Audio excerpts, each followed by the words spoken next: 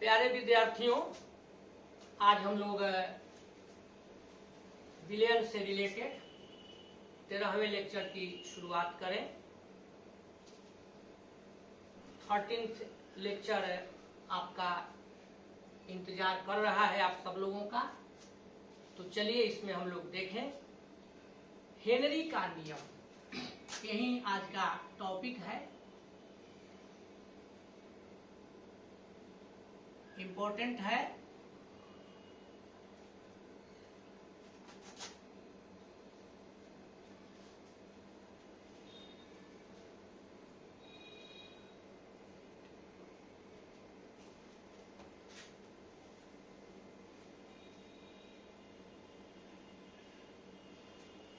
तो बच्चों, पिछले क्लास में हम लोग देख रहे थे विलेयता को प्रभावित करने वाले कारक, और उसमें देखे थे लास्ट वाला दाब का प्रभाव, प्रेशर का प्रभाव। वहां आपको बताए थे कि ठोस और द्रव विलेय यदि होते हैं तो उस पर प्रेशर का कोई प्रभाव नहीं पड़ता है करीब करीब। लेकिन अगर किसी द्रव में गैस को मिलाया जाता है, यानी गैसीय विलेय होता है, तो उस पर दाब का प्रभाव पड़ता है। और उसी में बताए थे कि इसकी हम लोग व्याख्या आराम से करेंगे हेनरी के नियम में। हेनरी के नियम पर यह आधारित है। वहीं आज हम लोग हेनरी साहब के नियम को देखेंगे। तो ध्यान दीजिए, हेनरी साहब ने क्या किया। जैसे उनके प्रयोग के अनुसार अगर हम कोई बर्तन लेते हैं, यहाँ एक बर्तन ले लिए, इसमें कोई द्रव विलायक के रूप में ले लिए, आप जल ले लिए चाहे जो भी ले लिए।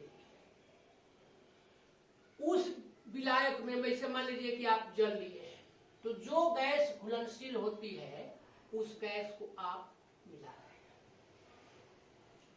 तो और टेम्परेचर को यहाँ पर, ताप को यहाँ पर आप निश्चित रखे हुए हैं, ताप में किसी तरह का परिवर्तन नहीं करते हैं। तो आप यह देखेंगे कि किसी भी गैस की किसी द्रव में जो विलेयता होगी, यानी इसको घुलाएंगे, तो वह विलेयता पार्शियल प्रेशर के लगाए गए दाब के आंशिक दाब के समानुपाती होगी। यानी आप जितना दाब आरोपित कीजिएगा, तो जैसे जैसे दाब बढ़ाइएगा, विलेयता उस गैस की क्या होती जाएगी, बढ़ती जाएगी। और दाब को कम कीजिएगा तो विलेयता उसकी घटती जाएगी। कब? इसमें क्या केस हुआ कि इसमें ताप को स्थिर रखेंगे। तो स्थिर ताप पर किसी गैस की किसी द्रव में विलेयता, स्थिर ताप पर किसी द्रव में किसी गैस की विलेयता आरोपित दाब के, गैस के दाब के समानुपाती होती है।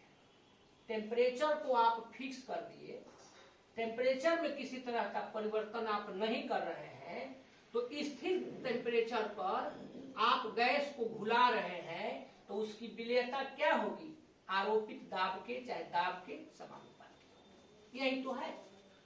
तो इस नियम के अनुसार यहां पर देखिए हम लोग ले लिए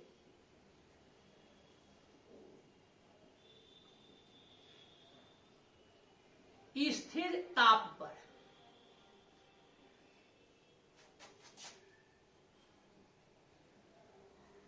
टेम्परेचर को स्थिर कर दिए। किसी द्रव में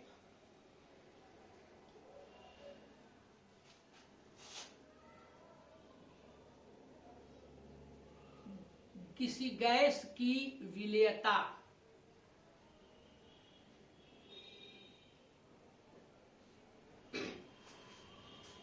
क्या होती है, बताए थे अभी, गैस के दाब के समानुपाती होती है।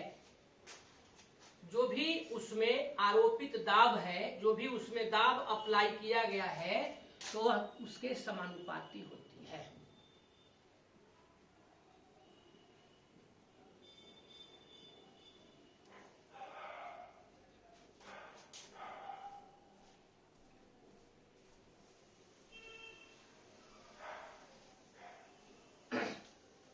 यही हम लोगों को लेकर के चलना है। अब किसी गैस की विलेयता को मान लिया जाए m के रूप में हम दर्शा दे रहे हैं, और जो आप उस पर आरोपित दाब है तो उस दाब को आप P से दर्शा दिए हैं, तो यहां आप लिख सकते हैं m यानी गैस की विलेयता, आरोपित दाब तो P, m समानुपाती P। अब यहां जो आप m समानुपाती P लिखे हैं तो इस m को ज्यों का त्यों दे दिए।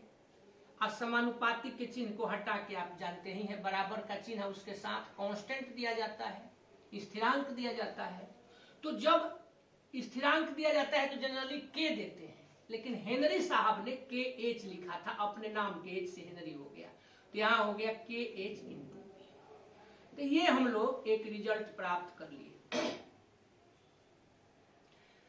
यहां पर आपने जो m लिया है वह क्या है, द्रव में गैस की विलेयता।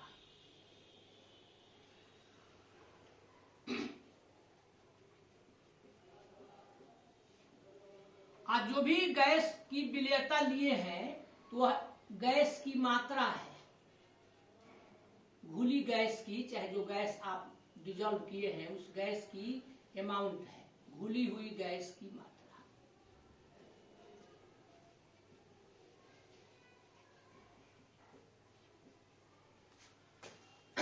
P आप देख ही रहे हैं, यहाँ दाब है, प्रेशर है, पार्शियल प्रेशर भी इसको हम लोग बोल सकते हैं, आरोपित दाब है। और KH लिए हैं तो इसको हम लोग देखिए नाम देते हैं हेनरी स्थिरांक या हेनरी लॉ स्थिरांक, अंग्रेजी में लिख देते हैं हेनरीज लॉ स्थिरांक, चाहे अंग्रेजी लिख दिए तो कांस्टेंट, हेनरी नियम स्थिरांक या हेनरी स्थिरांक। तो ये हम लोग लेकर के चले हेनरी का नियम 1802 ईस्वी में हेनरी ने दिया था।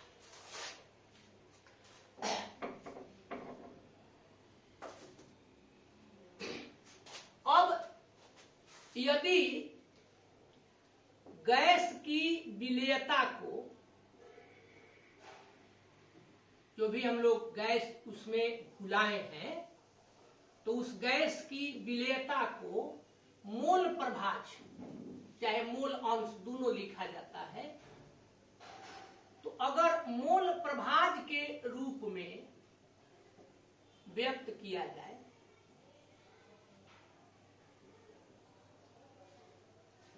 तब क्या होगा, ध्यान दीजिए। अब यहां थोड़ा सा रुकते हैं।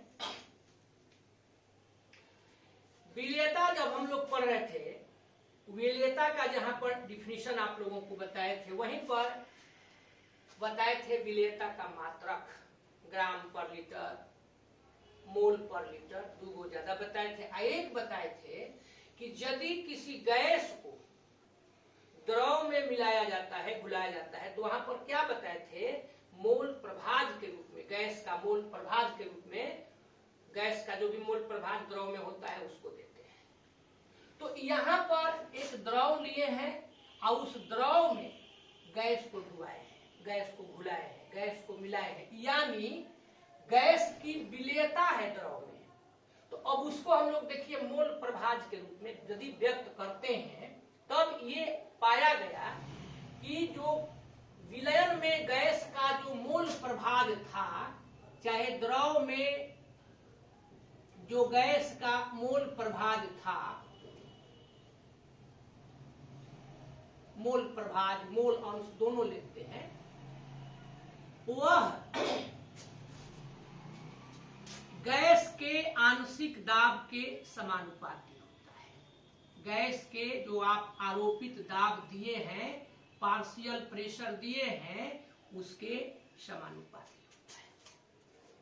मोल फ्रैक्शन को आप लोग जानते ही हैं, डेटा से ऐसे सूचित करते हैं। आप प्रेशर दाब P हो गया, तो यहां पर इस रिजल्ट को प्राप्त किए।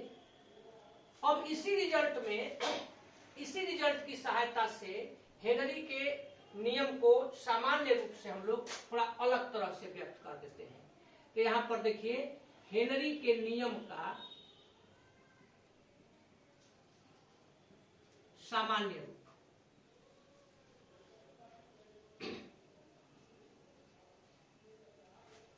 तो हेनरी के अब नियम का सामान्य रूप में क्या हो जाएगा, पी को पहले कर देंगे, यानी गैस का आंशिक दाब चाहे गैस का दाब विलयन में गैस के मूल प्रभाज के समानुपाती होता है। वेपर फेज होना चाहिए। तो वाष्प अवस्था में किसी गैस का वाष्प अवस्था में किसी गैस का आंशिक दाब विलयन में गैस के मूल प्रभाज के समानुपाती होता है। और उतना नहीं कह के ऐसे भी आप कह दीजिएगा, टेम्परेचर तो स्थिर है ही, किसी गैस का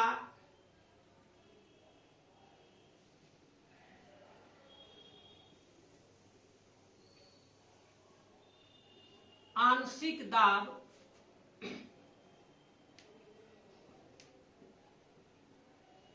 विलयन में उसके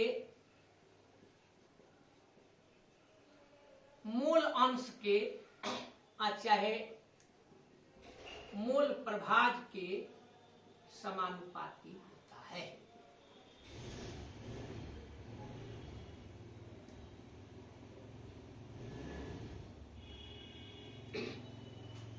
अब सामान्य रूप में छोटा इसको कर दे। अब गैस का आंशिक दाब हम लोग ले लें, आप इसको P से सूचित करते हैं, और मूल प्रभाज ऐसे हम लोग देखिए कर दिए। तो ये आपने प्राप्त कर लिया। यहां पर फिर वही चीज करेंगे, इज इक्वल टू कर दिए, बराबर का चिन्ह, समानुपाती के चिन्ह को हटा दिए। तो जब समानुपाती के चिन्ह को हटा दिए तो यहां पर हो गया KH I/2 हो गया। ये एक रिलेशन हम लोग प्राप्त कर। इसकी सहायता से यदि आप चाहें तो KH का वैल्यू देखिए हम लोग निकालते हैं, क्या हो जाएगा, KH equal to P by जेटा।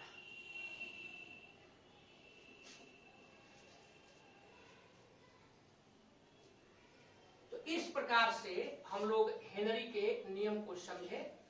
अब मान लीजिए कि कोई आपसे पूछे शॉर्ट में कि हेनरी का नियम क्या है, तो इसको बोल दीजिए P directly proportional to X। किसी विलयन में किसी गैस का आंशिक दाब उस गैस के मूल प्रभाज के समानुपाती होता है।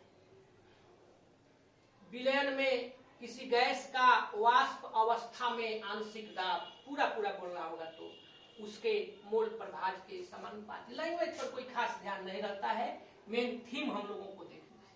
तो ये हम लोग हेनरी का नियम देखें। अब बच्चों यहाँ पर हम लोगों को देखना है कि KH जो लेकर के चल रहे हैं उसका मात्रक क्या होगा। मात्रक तो आप लोग जानते ही हैं, निकालना है। ध्यान दीजिए, मात्रक निकालना है तो KH का मात्रक क्या होगा, इस दोनों का मात्रक लिख दिया जाएगा तो KH का मात्रक हो जाएगा। अब दोनों में चलिए, ये दाब है, प्रेशर है, मोल प्रभाज है। तो पहले हम लोग ये जाने कि मोल प्रभाज का चाहे मूल अंश का मात्रक क्या होता है। तो मूल प्रभाज जब आप पढ़े थे उस समय देखे थे, इस मूल प्रभाज का कोई मात्रक नहीं, मूल प्रभाज यूनिट लेस होता है, मात्रक विहीन होता है, यानी नीचे कोई मात्रक नहीं रहेगा, तब तो केवल P का मात्रक। तो KH का मात्रक आंशिक दाब के मात्रक के बराबर, आंशिक दाब वाला मात्रक ही होता है। और अब यह मात्रक क्या होता है, एक दाब को, प्रेशर को बहुत सारे रूपों में हम लोग व्यक्त कर सकते हैं। जैसे एक होता है, आप लोग पढ़े होंगे, मिलीमीटर पर Hg, एक होता है ATM, एक होता है बार, इसी तरह से पास्कल, ये सब बहुत इसके मात्रक है। तो ये मात्रक हम लोग देख लिए।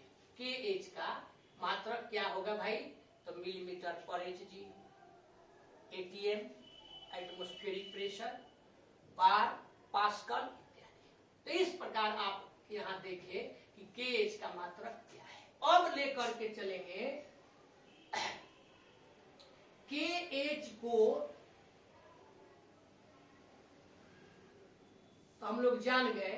अब कुछ प्रभावित करने वाले कारक लेकर के चलेंगे, यहीं पर लिख देते हैं KH को प्रभावित करने वाले कारक। ध्यान दीजिए,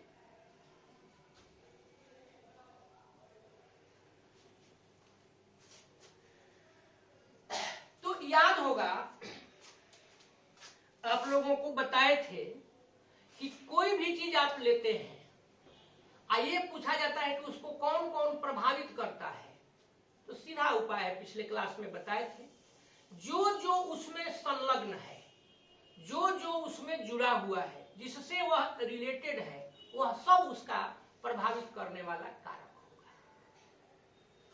जैसे विलेयता के प्रभावित करने वाले कारक में बताए थे कि विलेयता में विलेय और विलायक होना चाहिए, तो विलेय और विलायक की प्रकृति, ताप, दाब। इसी प्रकार यहाँ पर भी KH को प्रभावित करने वाले कारक, तो यह क्या है, गैस की द्रव में विलेयता है, यानी यहाँ पर पहले का नंबर हो जाएगा नेचर ऑफ गैस। गैस विलेय के रूप में लिए हैं, तो गैस कहिए और चाहे विलेय कहिए, उसकी प्रकृति। दूसरा का नंबर विलायक, जो कि विलायक के रूप में हम लोग यहाँ पर क्या लेकर के रहेंगे, द्रव, तो विलायक की यानी कि द्रव की प्रकृति। कोई भी जनरली आपसे पूछ दिया जाए किसी भी चीज के बारे में, आप डिस्कस नहीं किए हैं, पढ़े नहीं है, स्टडी नहीं है, तो यह देखिए कि उसमें क्या क्या मिला हुआ है, किसके किसके मिलने से वह बना है। जिसके जिसके मिलने से वह बना है, वो प्रभावित करने में उसका बहुत बड़ा योगदान होगा। तो KH को प्रभावित करने में, चूंकि गैसीय विलेय को द्रव विलायक में यहाँ पर मिलाया जाता है, तो इसलिए गैस यानी कि विलेय की प्रकृति, द्रव यानी कि विलायक की प्रकृति। और यहाँ आप लोग पढ़े थे कि जो भी होता है वह किस पर होता है, टेम्परेचर स्थिर रहना चाहिए। तो तीसरा का नंबर पर हो गया ताप का प्रभाव, इफेक्ट ऑफ टेम्परेचर, ताप का प्रभाव।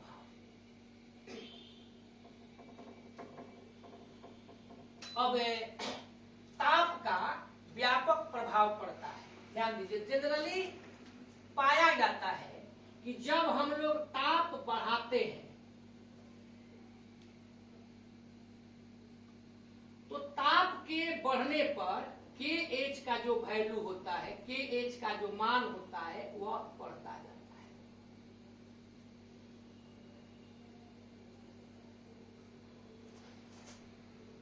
अब जरा KH का मान बढ़ता जाता है। अब जरा आप लोग ये बताइए कि विलयन में चाहे द्रव में जो गैस का मोल प्रभाज होगा,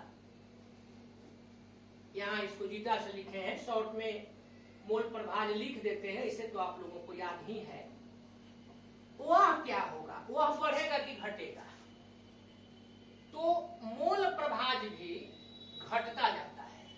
क्यों बढ़ता, क्यों नहीं है? इसलिए कि अब KH का मान तबे बढ़ेगा जब नीचे कम रहेगा। मान लीजिए P का वैल्यू 20 है, मिले कुछ भी यूनिट को हम छोड़ दिए, समझना है, और KH का वैल्यू सपोज कीजिए 2 है, तो कैलकुलेट करिएगा तो 10 हो जाएगा। 20 है आप 4 है, कैलकुलेट करिएगा तो 5 हो जाएगा। अब ध्यान दीजिए, यहाँ कम था तो ये वैल्यू KH का अधिक आया, यहाँ बढ़ता गया। तो ये जब बढ़ेगा, मोल प्रभाज का मान जब बढ़ेगा, तो उस स्थिति में KH घटने लगेगा। इसलिए जब KH बढ़ता है तो मोल प्रभाज का जो वैल्यू है, यानी विलेयता जो है, मोल प्रभाज क्या है, तो विलेयता को मोल प्रभाज में लिखे हैं। तो मोल प्रभाज जब घटता जाता है, यानी सॉल्युबिलिटी अर्थात विलेयता भी क्या होती है, घटती जाती है। कोई भी पदार्थ आपको, कोई भी आपको द्रव में गैस दे दिया जाए, 2 गो 3 गो 4 गो, और उसमें मान लीजिए कि यह कहा जाए कि किसकी विलेयता अधिक है, किसकी विलेयता कम है, बताइए। कुछ नहीं करना है, जिसका केएच का वैल्यू ज्यादा होगा उसकी विलेयता कम होगी, यानी वह पदार्थ उस द्रव में, वह गैस उस द्रव में अन्य गैसों की अपेक्षा कम घुलनशील होगा। तो इस प्रकार से ताप बढ़ाने पर हम लोगों को जो ये 3 गो पॉइंट है दिमाग में रखना चाहिए। ताप यदि आप बढ़ाते हैं तो केएच का वैल्यू बढ़ता जाता है, ताप बढ़ाते हैं मोल प्रभाज घटता जाता है, और मोल प्रभाज है क्या, तो गैस की विलेयता को मोल प्रभाज में लिखे थे, तो इसलिए उस स्थिति में विलेयता भी यहाँ पर घटती जाती है। अब है कि कुछ गैसों को हम लोग लेंगे और उसके आधार पर देखेंगे एग्जाम्पल के तौर पर कि किस प्रकार से विलेयता प्रभावित होती है केएच के मान से। तो पहले इसको कंप्लीट कर लीजिए। तो चलिए अब इसको आगे बढ़ाते हैं, कुछ एग्जाम्पल के द्वारा हम लोग समझें। देखिए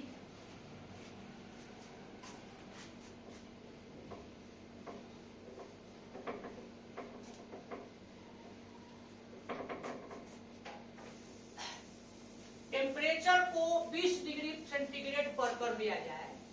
20 डिग्री सेंटीग्रेड का मतलब कितना, केल्विन।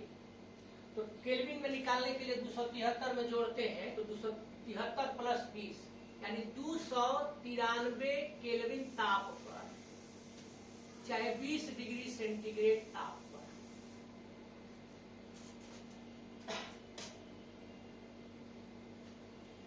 जल में कुछ गैसों के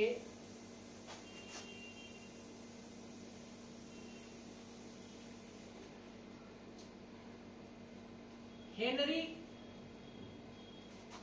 स्थिरांक, जिसे आप KH से सूचित करते हैं, उसका मान जल के लिए क्या होगा। तो यहां पर देखिए हम लोग गैस ले लिए और यहां पर KH वैल्यू ले लिए, और ये जो KH वैल्यू लेंगे वह किलो बार में लेंगे। 1000 बार इक्वल टू 1 किलो बार हो जाएगा। यहाँ जल में किस प्रकार की घुलनशीलता होती है इसको देखा जाएगा, जल में किस प्रकार की विलेयता होती है इसको देखा जाएगा। 3 गो गैस के लिए लेते हैं, एक ले लेते हैं हीलियम। तो हीलियम गैस के लिए जनरली इसका केएच का मान 144.97 लिखा जाता है, 145 भी लिख सकते हैं, कोई अंतर नहीं हीलियम गैस के लिए। अब हाइड्रोजन गैस को आप लेते हैं तो इसका हो जाता है 69.16। एक और गैस ले लेते हैं ऑक्सीजन। तो ऑक्सीजन गैस का इस दोनों से कम होता है और यह होता है जनरली 34.86। अगर आपको पूरा याद नहीं है, हालांकि इसको याद करने की कोई विशेष जरूरत नहीं है, लेकिन ऐसे भी आप हीलियम का 145 याद कर सकते हैं, इसका 69 याद कर सकते हैं और इसका 35 भी याद कर सकते हैं, इतना होता है। अब जल के लिए इन गैसों के KH वैल्यू को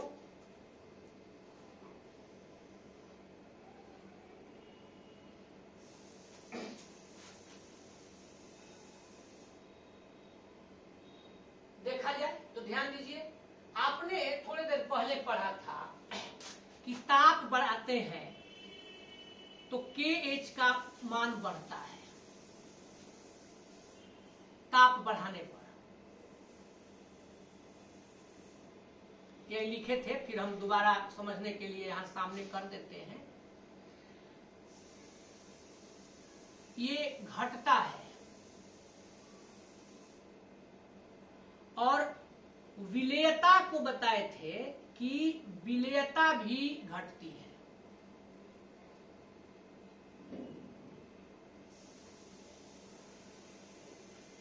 यानी जैसे जैसे KH का मान बढ़ता जाएगा विलेयता उसकी क्या होती जाएगी, कम होती जाएगी। अब ये बताइए यहाँ पर तीनों आप लिए हैं तो किसकी विलेयता अधिक है? इसका मान सबसे कम है फिलहाल 3 गो के लिए केवल। तो इसलिए पाया गया कि चूंकि इसके KH का वैल्यू बहुत ही अधिक होता है, इसलिए जल में आंशिक घुलनशील होता है, यानी लगभग अघुलनशील होता है। यह बीच में है, ठीक ठाक है, तो यह घुलनशील होता है। और यह अति घुलनशील होता है।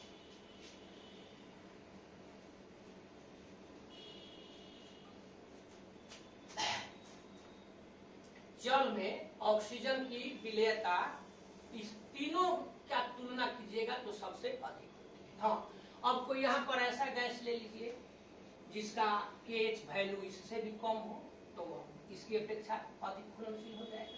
लेकिन यहाँ जो 3 गो काम कंपेरिजन कराए हैं तो उस तीनों में अधिक घुलनशील है। तो 2 बातें आपको दिमाग में रखनी चाहिए। टेम्परेचर बढ़ाते हैं तो विलेयता घटती है, KH बढ़ाते हैं तो विलेयता घटती है, इसे बढ़ती है घटती है। इसी कारण जलीय जीव ठंडे जल में रहना ज्यादा पसंद करते हैं। क्यों? तो ठंडे जल में इनकी विलेयता अधिक होती है, पहला नंबर। दूसरा नंबर, ऑक्सीजन गैस अति घुलनशील है। अब यदि जल गर्म है तो टेम्परेचर बढ़ाइएगा तो उसकी विलेयता क्या होती जाएगी, टेम्परेचर बढ़ाइएगा तो विलेयता घटती जाएगी। तो ये प्रभाव पड़ता है। इसलिए इस पॉइंट को याद रखना चाहिए। जलीय जीव जैसे मछली ठंडे जल में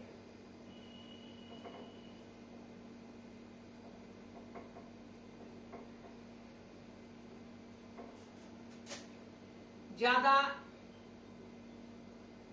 आरामदायक महसूस करते हैं।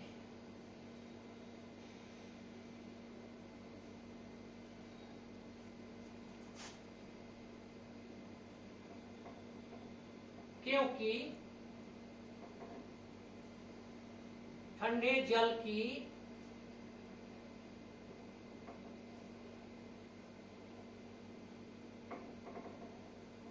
विलेयता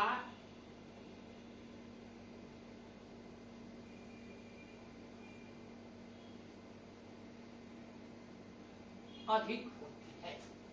क्योंकि ठंडे जल की विलेयता अधिक होती है इसलिए ठंडे जल में ज्यादा अपने आप को कंफर्टेबल महसूस करते हैं, आराम महसूस करते हैं, रहना पसंद करते हैं। तो इस प्रकार आपने हेनरी का नियम कंप्लीट किया।